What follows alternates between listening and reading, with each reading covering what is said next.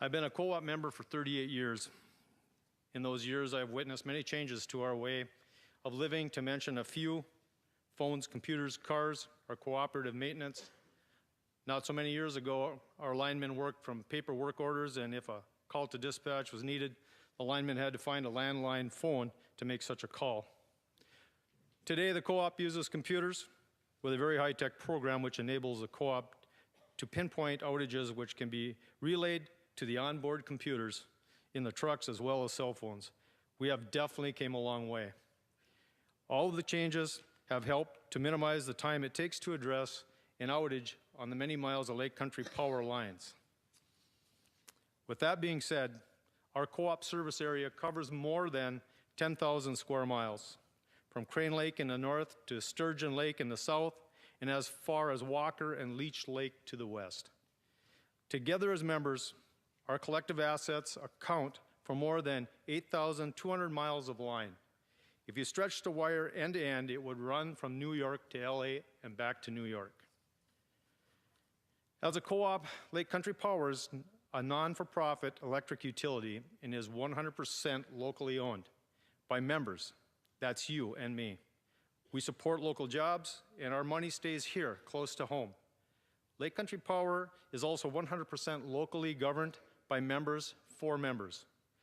Lake Country Power exists to serve the rural areas where we choose to live, and by virtue of the essential service it provides, the co-op improves our quality of life in countless ways. Lake Country Power employs 119 people who work day in and day out to maintain the distribution system so that we as members have access to safe, reliable, and affordable electric service in a rural area. The hard work often goes unrecognized, at least until the lights go out. But thankfully, that doesn't happen much anymore. Most outages are linked to severe weather, a few tree branches, and some unfortunate squirrel. That might cause a reliability problem. Overall, service continues to improve. Because of the investments in the system, and that's the board's job, our primary role is to make common sense decisions and use sound judgment to thread the needle of affordability and reliability. With prices for equipment, materials, technology, health care, retirement programs, and other services continually going up, it's an ongoing challenge to keep light bills affordable and the service reliable. As a governing body, it's the board's responsibility to provide fiscal oversight. Ultimately, each and every member has the right and privilege to get involved, to volunteer, and to have your voice heard. One way we have a voice individually and collectively is through voting. And this spring, members had the opportunity to vote on bylaw changes, and the board recommended to the membership. The revisions are intended to clarify our role as directors so we don't cross a line into the areas of responsibility for co-op employees. Those lines, the lines of who's supposed to do what, have sometimes been blurred in the past. We're hoping to clear that up. Additional changes are focused on much needed updates to language in the articles of incorporation and bylaws. Most of the language in our bylaws is original, dating back to the formation of the cooperative in 1997. It needs updating. If approved by the members, the bylaws will also be updated to be more consistent with other cooperatives in the state. Those changes will increase and protect the value of more than $280 million of member assets in the distribution system.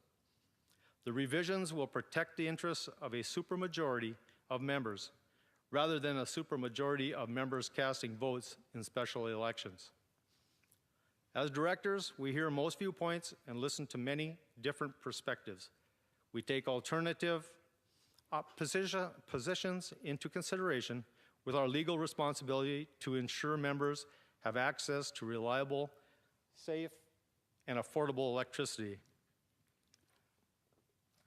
We'll disagree and debate in the boardroom, but we undertake on behalf of the good of the whole and the service provided for members. If you choose to run for the board someday and have the privilege of being elected, be ready and willing to sacrifice your time with family, your attention to hobbies, your business, or a good portion of your personal life, because serving on the board of an electric co-op is a time-consuming task.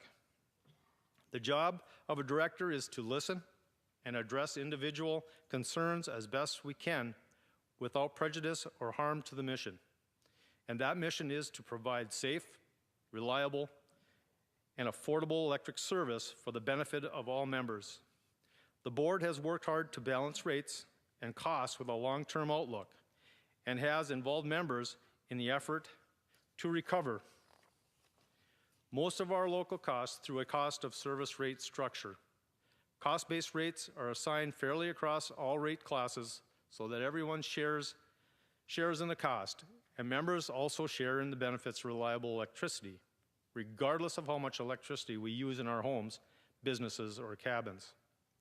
Going forward, we expect electricity of the future to be more local than ever, with many possibilities for residential or utility scale solar panels or other forms of renewable energy generation.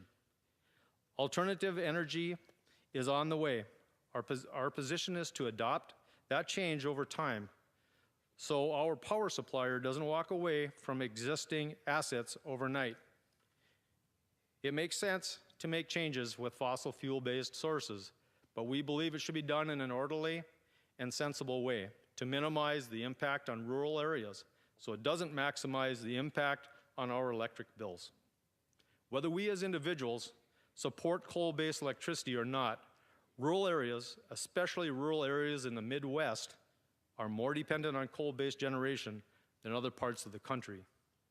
93% of the poorest areas in the country are served by electric co-ops, so whatever changes are made, we'd like to see it done over time to minimize the impact and burden on families who live and work in rural areas. The cooperative business model was founded on democratic values and principles. I'm confident future members will benefit from this model because it involves and engages members in ways that electric utilities won't or can't. That will be especially important as we look ahead, especially considering changes in rules and mandates at the state and federal levels.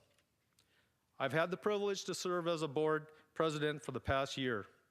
I'd like to thank my fellow directors for their support and confidence.